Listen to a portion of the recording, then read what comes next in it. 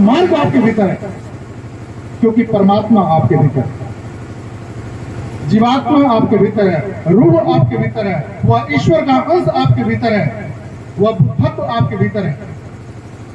लेकिन सबसे बड़ा तमाशा ये होता है कि भीतर पहुंचने का मार्ग किसी के पास है ही नहीं।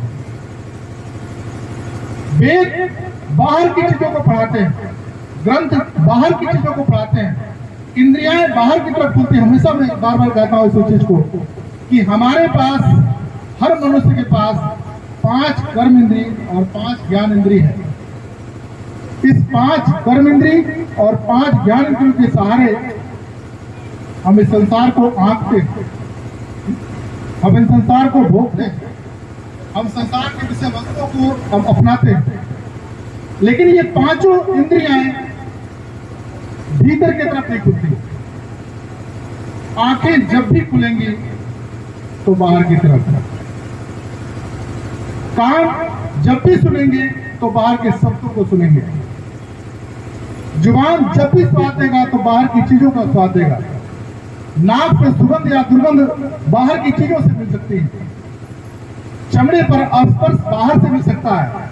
परमात्मा भीतर बैठा है, वह रूह भीतर बैठा है, उसका स्वरूप, उस अलेखा, उस अदेखा, उस अकथ, उस अनामी, उस अनंत सत्ता का जो छवि हमको मिलना है वो भीतर मिलना है।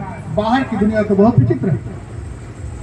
इतनी व्यापक दुनिया में अगर परमात्मा को सूक्ष्म से सूक्ष्म परमात्मा को तलाश करें, विराट सत्ता का तलाश करें, तो जीवन उम्र छोटी पड़ जाएगी और खोज नहीं पाएंगे। लेकिन एक छोटे से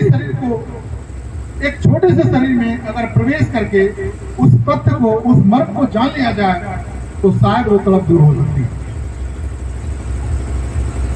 दुनिया का हर व्यक्ति, चाहे वो डॉक्टर हो, इंजीनियर हो, वैज्ञानिक हो, फिलासफर हो, गंवार हो, पढ़ा लिखा हो, किसी भी प्रकार का, किसी भी जात, किसी भी धर्म, किसी समुदाय का कोई व्यक्ति ना हो, सबको शांति चाहिए, सबको शांति चाहिए।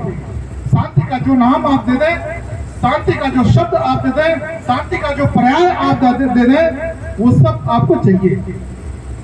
थोड़ी सी शांति, अगर थोड़ी सी अशांति आपकी धन से मिट सकती है तो संपूर्ण शांति उस धन से होने वाली नहीं है।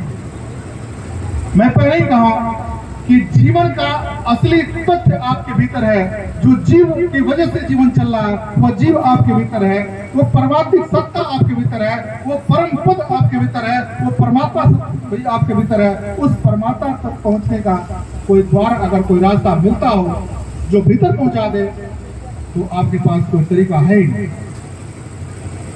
ले दे के हमारे पास 10 इंद्रियां हैं, 5 कर्मेंद्रियां और 5 ज्ञानेंद्रियां हैं, जिसके सहारे हम संसार को आंकते हैं। आसमान के सितारों को, सूरज को, जमीन की छाती को चीर करके हम उसका मूल्यांकन कर लेते हैं। लेकिन इस शरीर को भेद करके उस परमात्मा तक पहुंचने का हमारे पास कोई सूत्र या समाधान या कोई रास्ता नहीं मिल पाता। उसका कारण क्या है? सही मार्ग का आपके जीवन में पदार्पण न होना। उस सही मार्ग का अगर पदार्पण होता तो जीवन का चरितार्थ कुछ अलग होता, जीवन का वास्तविकता कुछ अलग होती, जीवन का मूल्य कुछ अलग होता, जीवन का संदर्भ कुछ अलग होता और इस संसार में आने का कुछ वजह अलग होता। उदाहरण के लिए मीरा, नानक, पलटू, दरिया, जीसस, मोहम्मद साहब जैसे तमाम ऐसे संत हैं, तमाम ऐसे महापुरुष हैं। बुद्ध का नाम ले लीजिए, जीसस का नाम ले लीजिए, ये वो है जो कभी पत्थरों की पूजा नहीं, ये वो है जो वेदों की भाषा को समझे नहीं, ये वो है जो पुराणों की भाषाओं को समझे नहीं। इनकी वजह से पुराण या वेद या शास्त्र या गीता या रामायण या चौपाइयां या दोहे या साखी या रामायण कुछ ही बना है, इनकी वजह से बना। इनके पास कोई शब्द नहीं था। अगर बनता तो कबीर को ये नहीं कहना पड़ता कि पोथी पढ़ी पढ़ी जग मुआ पंडित भयानक होए, ढाई आकर प्रेम का पढ़े सो पंडित होए।